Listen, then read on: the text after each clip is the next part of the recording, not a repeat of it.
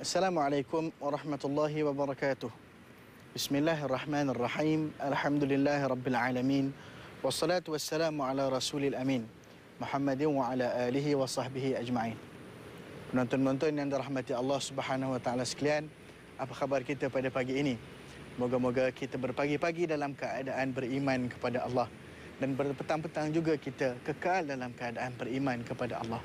Jangan disebut sebagai hadis Nabi sallallahu alaihi wasallam, pagi kita dalam keadaan beriman, petang kita kufur. Mungkin petang kita beriman, pagi kita kufur. Na'udzubillah. Kita tidak mahu menjadi sebegitu. Dan insya-Allah untuk menambahkan input iman dalam pertemuan kita dalam mukaddimah pada pagi ini, insya-Allah kita akan membincangkan apakah perkara yang berkaitan dengan amalan kita dalam kehidupan kita seharian, iaitu persoalan mandi wajib. Insya-Allah bersama-sama kita dalam rancangan mukaddimah pada pagi ini.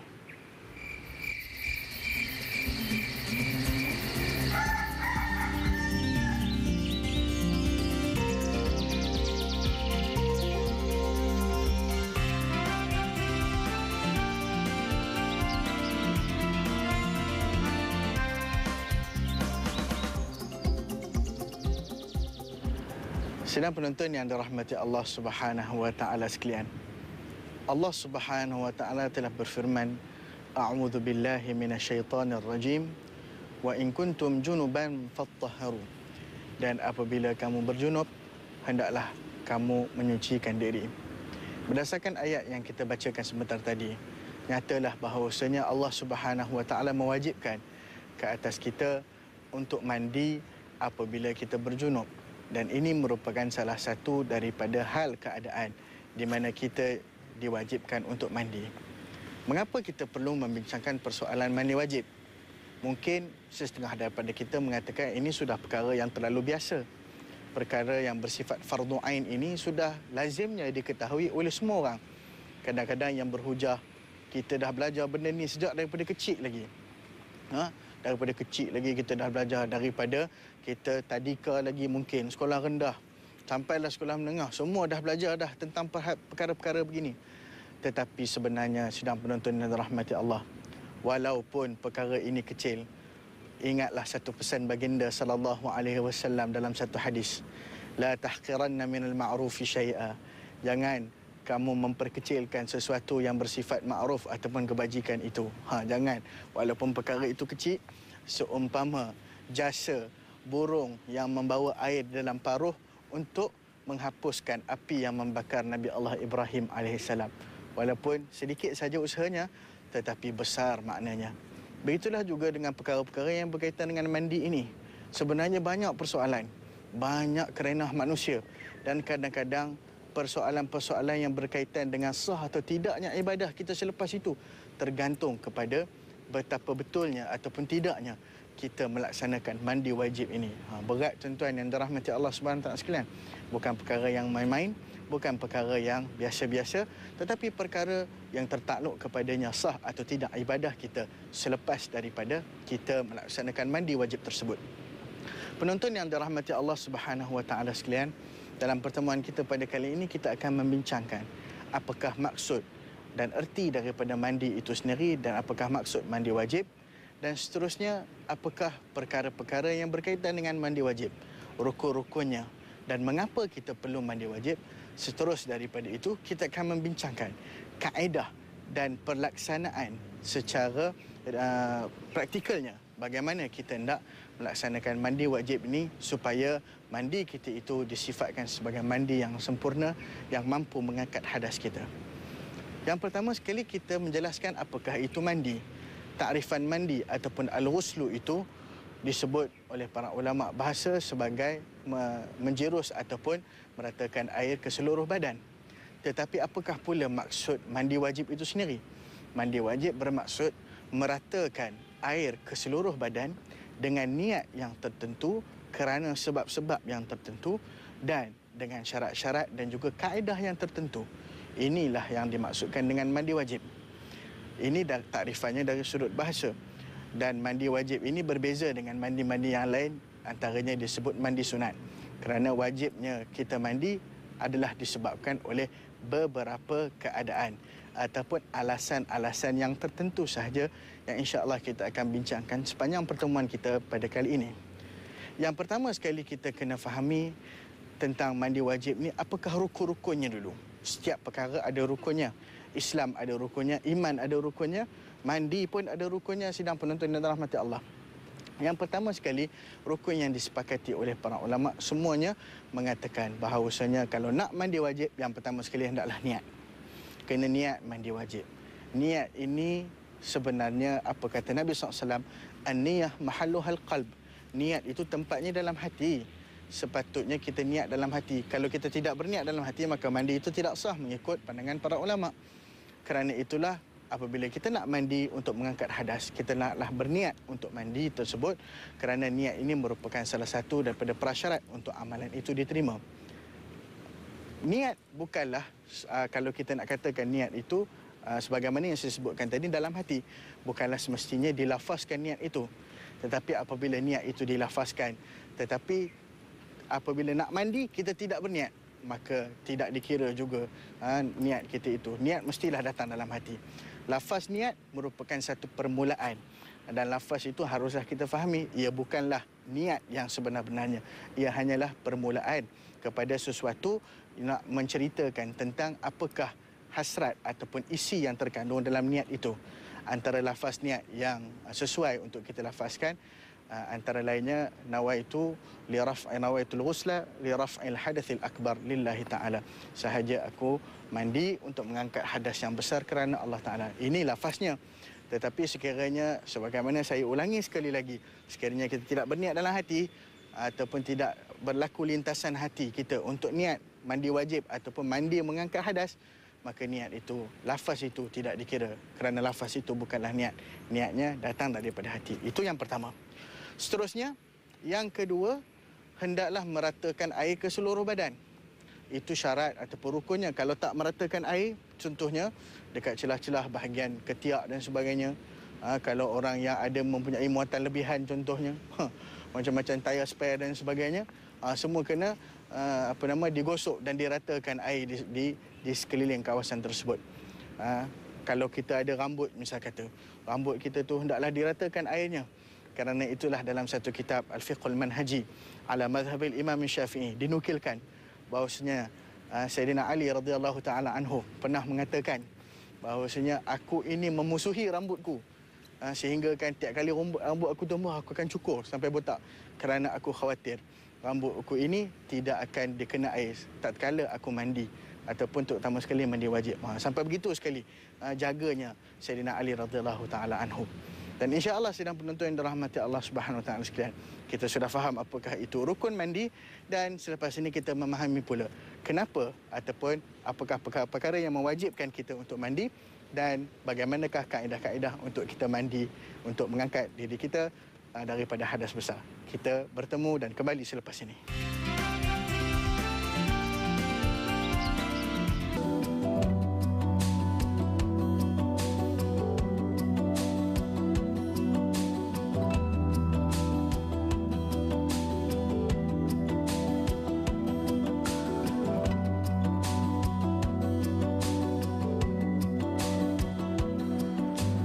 Penonton yang dirahmati Allah Subhanahu Wa Taala sekalian, bertemu lagi kita dalam rancangan pada pagi ini. Seterusnya, setelah kita memahami apakah itu rukun-rukun mandi, dan ada satu lagi rukun yang mungkin diperselisihkan antara para ulama, antara dia sama ada dia di kalangan rukun atau tidak, namun begitu elok kita mengambil sedikit faedah daripadanya, yang iaitulah hendaklah menghilangkan semua perkara-perkara ataupun najis yang ada pada badan ataupun perkara yang boleh menghalang air daripada diratakan ke seluruh badan. Seterusnya, sidang penonton yang dikasihi, kita nak membicarakan pula tentang apakah perkara yang mewajibkan kita mandi. Perkara-perkara yang mewajibkan kita mandi mengikut perbahasan para ulama ada lebih kurang 6. Ini yang wajib kita mandi. Yang pertama sekali, apabila keluarnya mani. Keluarnya mani, sama ada keluar mani antara lelaki dan wanita. Lelaki dan wanita sekiranya keluar mani, wajib mandi. Itu yang pertama. Yang kedua, iltiqa'ul khitanain, ataupun bertemu dua khitan, ataupun dalam bahasa yang lebih sesuai untuk difahami, jima'. Itu juga mewajibkan kita untuk mandi. Yang ketiga, bagi wanita. Yang tadi itu mungkin bercampur antara lelaki dan wanita. Yang ketiga, untuk wanita, haid, wajib mandi. Yang seterusnya, nifas juga wajib mandi. Yang kelima, wiladah, iaitu juga wajib mandi. Dan yang keenam, ini semua orang akan merasainya, iaitu mati. Mati juga wajib mandi, kecuali mati syahid. Dan ada satu perselisihan juga di kalangan para ulama apabila seseorang itu memeluk agama Islam. Asalnya dia kafir, kemudian dia peluk agama Islam, maka setengah ulama mewajibkan juga untuk mandi berdasarkan hadis Nabi SAW. Pernah ditanya oleh seorang sahabat, Nabi SAW mengarahkannya untuk mandi dengan menggunakan air sejuk dan daun bidara. Sedang penonton dirahmati Allah SWT sekalian, kita nak membicarakan tentang aspek-aspek ataupun kriteria yang mewajibkan kita mandi ini. Yang pertama sekali, iaitulah kita berjunub. Sama ada berjunub itu dengan keluarnya mani ataupun berjunubnya kita dalam keadaan kita sesudah berjima. Yang pertama, keluarnya mani antara lelaki dan wanita. Keluarnya mani ini mengikut pandangan para ulama ialah terpancutnya air mani daripada kemaluan lelaki ataupun wanita dengan perasaan syahwat ataupun satu perasaan yang didatangi oleh perasaan, didahului perasaan keseronokan, akhirnya keluar mani, dan kerana itu disebabkan itu wajiblah kita mani. Sebab Nabi SAW pernah bersabda, innamal ma'u bil ma', al-ma'u bil ma'i. Air itu dengan air. Maknanya bila keluar saja mani, lelaki ataupun perempuan juga keluar mani, tetapi hanya perempuan saja yang mengetahui saat ketika manakah mereka keluar air mani. Dan lelaki juga keluar air mani, dan kerana itu wajib kita mandi. Itu yang pertama. Yang kedua, apabila lelaki ataupun suami isteri itu berjima ataupun bertemu dua alat kelamin. Maka saat bertemu itu, dalam hadis Nabi SAW, apabila bertemu dua alat kelamin, faqad wajabal ghuslu, maka telah wajiblah bagi mereka untuk mandi. Ini syarat ataupun sebab yang kedua. Sebab yang ketiga yang berkaitan hanya kepada wanita, iaitulah yang pertama sekali haid. Haid dari sudut bahasanya iaitu aliran, sama ada aliran air ataupun sebagainya. Tetapi dari sudut istilah syaraknya, haid itu ialah damu jibillatin, darah yang merupakan tabiat yang akan keluar daripada rahim wanita setiap bulan dalam kitaran yang tertentu, dan semuanya ditakdirkan, ditentukan oleh Allah Subhanahu Wa Taala. Dan apabila haid itu sudah berhenti, mungkin kebanyakan kita biasanya di negara kita ini ada yang haid 1 hari ataupun selama 7 hari ataupun maksimumnya 15 hari. Sehingga selesai daripada haid itu keluar, maka wajiblah kita mandi. Kadang-kadang ada juga di kalangan kita yang tak tahu. Kepada ibu bapa yang ada anak perempuan yang sudah mencapai umur balik, hendaklah ingatkan anak-anak mereka tentang perkara ini.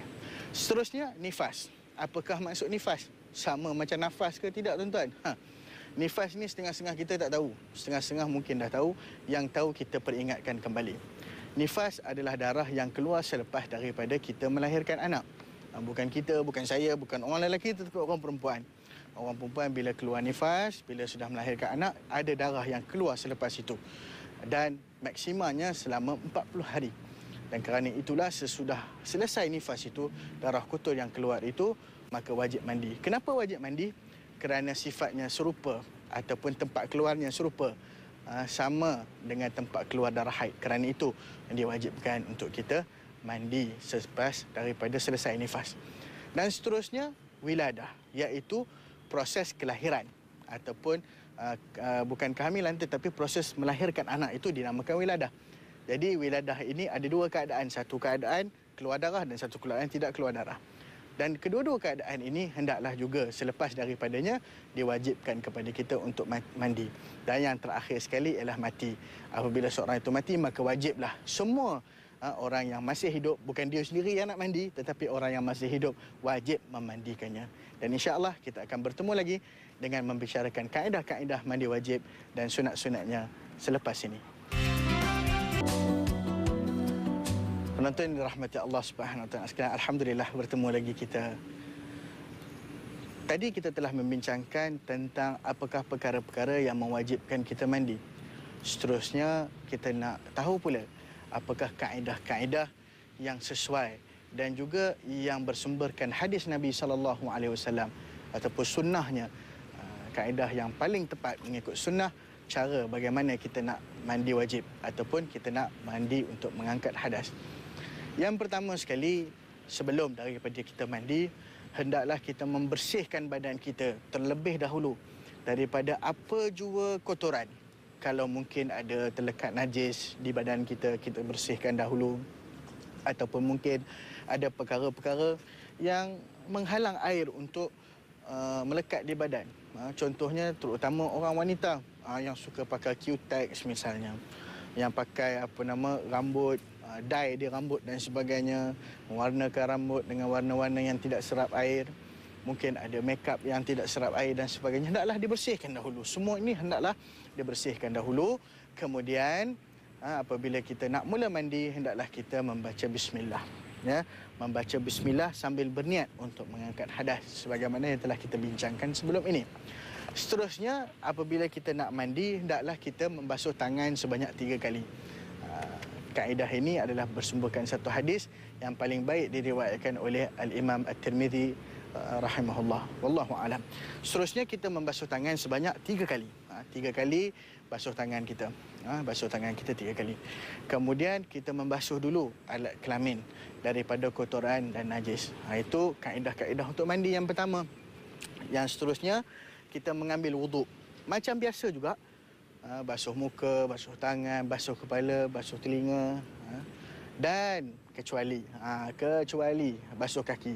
Basuh kaki ini kita akhirkan sesudah selesai mandi. Begitulah menurut sunnah Nabi SAW. Nabi, begitulah keadaan Nabi SAW ketika mandi, mengangkat hadas ataupun mandi wajib. Seterusnya, membasuh keseluruhan rambut di kepala.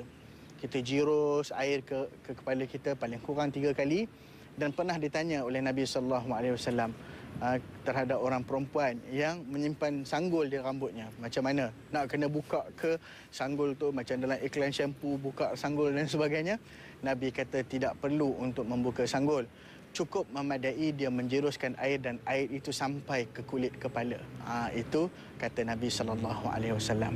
Tetapi ada baiknya sekiranya boleh dan tidak menyukarkan, maka bukalah sanggulan rambut itu. Membasuh rambut 3 kali. 3 kali ataupun sehingga air menyerap ke seluruh kulit kepala. Seterusnya, membasuh kepala 3 kali beserta telinga dengan 3 kali cipukan air.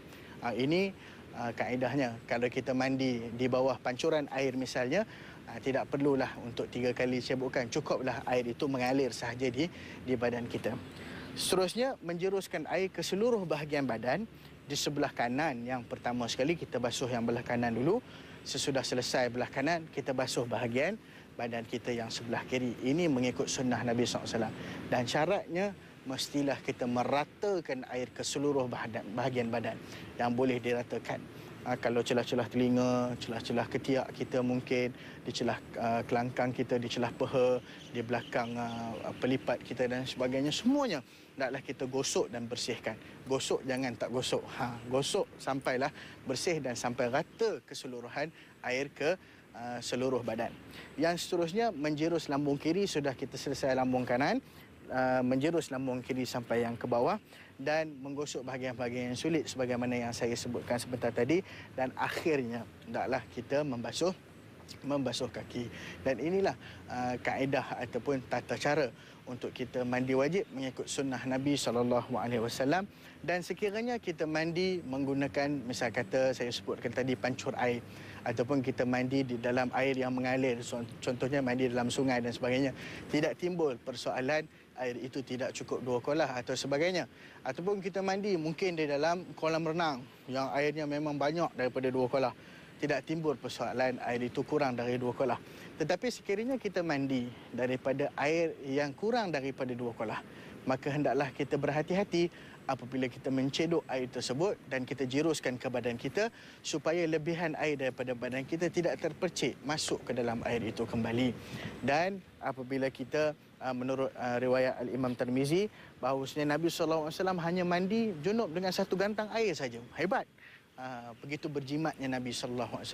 Hendaklah kita dalam masa yang sama, kita nak mengikut sunnah, kita juga perlu jaga perkara-perkara yang supaya tidak mencemarkan mandi wajib kita. Antaranya, kita membazir menggunakan air. Kadang-kadang buka air yang tak sepatutnya, buka kuat-kuat. air itu mengalir tanpa tujuan dan sebagainya, itu merupakan satu pembaziran, dan pembaziran merupakan kawan kepada syaitan. Jadi sidang penonton yang dirahmati Allah Subhanahu Wa Taala sekalian, begitulah kaedah ataupun caranya untuk kita mandi wajib.